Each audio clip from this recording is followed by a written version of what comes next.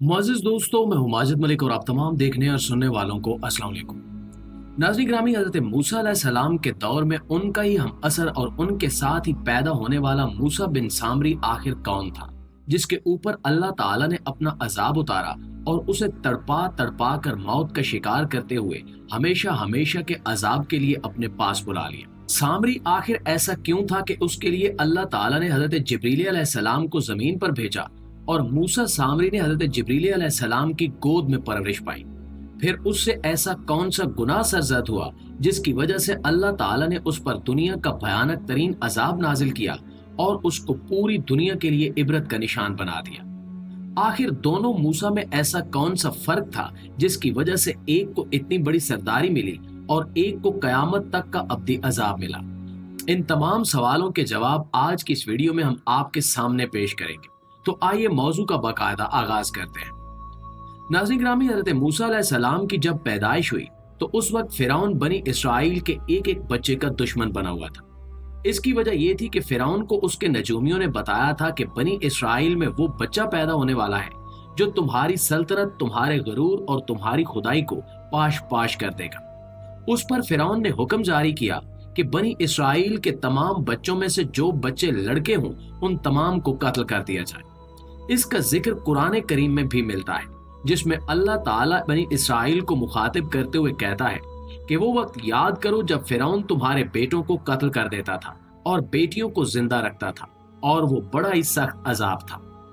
आप यहाँ समझ सकते हैं कि फिरौनी अफवाज बनी इसराइल की औरतों के साथ कैसा सलूक करती होगी। यही वजह है कि अल्लाह ताला ने इसका इस पैराए में जिक्र किया है। हम सब ने ये वाकया पढ़ा हुआ है और हम जानते हैं कि कैसे हजरत मूसा अलैहिस्सलाम की पैदाइश के बाद उनकी वालदा ने उन्हें एक टोकरी में रखकर दरिया नील के सुपुर्द कर दिया जो फिरौन के महल में जा पहुंची, जहां फिरौन की बीवी हजरत आसिया अलैहिस्सलाम ने उन्हें गोद लिया और बे औलाद होने की वजह से उनकी ख्वाहिश को देखते हुए उस वक्त का फिरौन खुद भी मान गया और यूं जिस बच्चे को कत्ल करने के लिए सारी कोशिशें की जा रही थी वही बच्चा फिरौन के महल में फिरौन की गोद में उसी के माल पे परवरिश पा रहा था। प्यारे दोस्तों, जब हजरत मूसा अलैहिस्सलाम की पैदाइश हुई तो उसी वक्त बनी इसराइल में एक और अहम वाकया रूनुमा हुआ। बनी इसराइल में एक और मूसा की पैदाइश हुई, लेकिन ये मूसा किसी आम से घर में पैदा नहीं हुआ था, बल्कि ये बनी इसराइल की एक बदकार औरत थी। बदकार होने के बावजूद चूंकि आखिर वो माँ थी इसलिए उसे अपने बेटे से मोहब्बत थी और वो उसे फिरौनी फौजियों के हाथों कत्ल होते हुए नहीं देख सकती थी।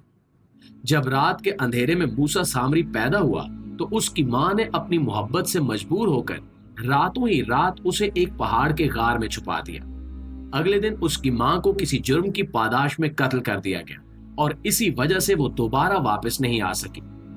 उधर मूसा सामरी एक छोटा सा बच्चा उस गार में तने तनहा पड़ा था जिसकी परवरिश करने वाला और उसका ख्याल रखने वाला कोई भी नहीं था। अल्लाह ताला ने हजरत जिब्रील अलैहिस्सलाम को उस बच्चे का ख्याल रखने और उसकी परवरिश करने का हुक्म दिया।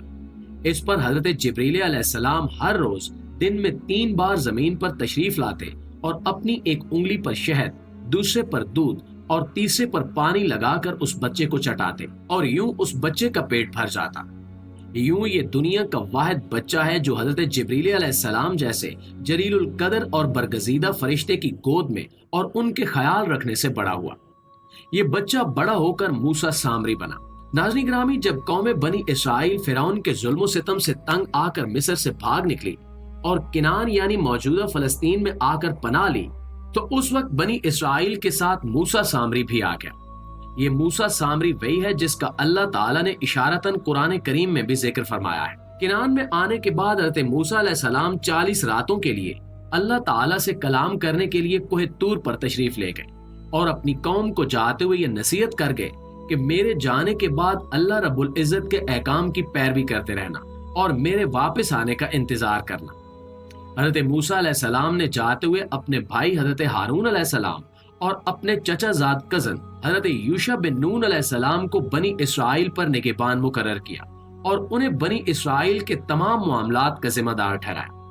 हजरत मूसा अलैहिस्सलाम के वहां से चले जाने के बाद उनका रोब और दबदबा भी बनी इसराइल के दिलों से खत्म हो गया, वरना बनी इसराइल हजरत मूसा अलैहिस्सलाम से बहुत ज्यादा खौफ खाते थे। इसकी वजह यह थी कि हजरत मूसा अलैहिस्सलाम बहुत ही गुस्सा करने वाले इंसान थे اور انہیں اللہ تعالیٰ کی چھوٹی سے چھوٹی نافرمانی اور گناہوں پر بڑا ہی شدید غصہ آتا تھا۔ یہی وجہ ہے کہ بنی اسرائیل ان سے ڈر کر رہتے تھے۔ جب وہ تورات کے حصول کے لیے کوہ طور پر تشریف لے گئے تو بنی اسرائیل کو کھل کر کھیلنے کا موقع مل گیا۔ بنی اسرائیل میں سب سے زیادہ کھل کر کھیلنے کا موقع ان میں موجود موسیٰ سامری کو ملا، جو اس دوران انتہائی خفیہ طریقے سے جادو کے حصول میں مگن رہا اور اب جادو کا ایک بڑا ماہر بن چکا تھا۔ اس کے ساتھ ساتھ آپ جانتے ہیں کہ جادو کے لیے شیطان کی آنت بھی حاصل کرنا پڑتی ہے، تو وہ شیطان کا پیروکار بھی بن چکا تھا۔ یعنی وہ بچہ جس نے فرعون کے محل میں پرورش پائی وہ تو اللہ کا نبی بن گیا، لیکن وہ بچہ جس نے جبریل علیہ السلام کی آغوش میں پرورش پائی وہ شیطان کا ساتھی اور مددگار بن گیا۔ شیطان کے ہی مطالبے پر موسیٰ سامری نے ان 40 دنوں میں 6 لاکھ سے زائد بنی اسرائیل کے لوگوں کو گمراہ کر دیا اور ان کی ایسی برین واشنگ کی کہ محض ان 40 دنوں کے اندر بنی اسرائیل اپنے دین سے پھر گئے اور گمراہ ہو گئے۔ بنی اسرائیل سے کہہ کر موسیٰ سامری نے سونے کا ایک بہت بڑا بچڑا تیار کروایا اور جادو کرتے ہوئے اس کے اندر کچھ ایسا پھونکا کہ جب اس کی پوجا کی جاتی تو اس کے اندر سے آواز آیا کرتی۔ دراصل اس بچڑے کے اندر ایک شیطان رہا کرتا تھا جو لوگوں کی پوجا پاٹ کا ان کو جواب دیا کرتا۔ یہ ساری صورتحال دیکھ کر حضرت ہارون علیہ السلام اور حضرت یوشع بن نون علیہ السلام نے بنی اسرائیل کو روکنا چاہا، لیکن بنی اسرائیل ان کی بات کہاں ماننے والے تھے۔ انہوں نے حضرت یوشع بن نون علیہ السلام کو قتل کی دھمکی دی اور ان کو اچھا خاصا مارا پیٹا۔ یہ سب دیکھ کر حضرت ہارون علیہ السلام بھی خاموش ہو گئے اور اللہ سے دعا کرنے لگے کہ وہ جلد از جلد موسیٰ علیہ السلام کو واپس بھیج دے کہ وہ آ کر اپنی قوم کو سنبھالے۔ ان چند دنوں میں ہی بنی اسرائیل بڑے پیمانے پر اس بچڑے کی پوجا کے عادی ہو گئے اور اللہ تعالیٰ کی نعمتوں، اس کی عطاؤں اور اس کی طرف سے بھیجے جانے والے من و سلوہ اور اللہ کے دیگر احسانات کو بھول کر اس کے ساتھ شرک کرنے لگے۔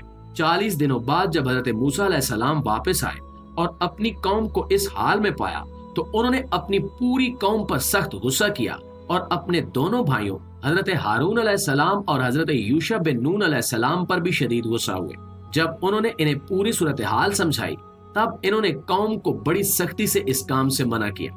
سونے کے اس بچڑے کو توڑ پھوڑ کر جلا دیا گیا اور موسیٰ سامری کو حضرت موسیٰ علیہ السلام نے بد دعا دے کر بنی اسرائیل سے نکل جانے کا حکم دیا۔ بنی اسرائیل کو شرک میں مبتلا کرنے کی پاداش میں موسیٰ سامری پر اللہ تعالیٰ کا بڑا ہی دردناک قسم کا عذاب نازل ہوا اور اس کے تمام جادو الٹ کر اسی کے اوپر پڑ گئے۔ یہ انتہائی تکلیف اور اذیت کا شکار ہو کر اس دنیا میں پاگل ہو گیا اور چٹانوں سے سر ٹکراتے ہوئے دیوانگی کی حالت میں مر گیا اور اگلے جہان پہنچ گئے، جہاں اللہ تعالیٰ نے اس کے لیے مزید دردناک عذاب تیار کر رکھا ہے۔ اسے اس کی بد چلنی اور بد فطرتی کی وجہ سے ایمان سے محروم کر دیا گیا، حالانکہ اس نے حضرت جبریل علیہ السلام جیسے جلیل القدر فرشتے کے ہاتھوں میں پرورش پائی تھی۔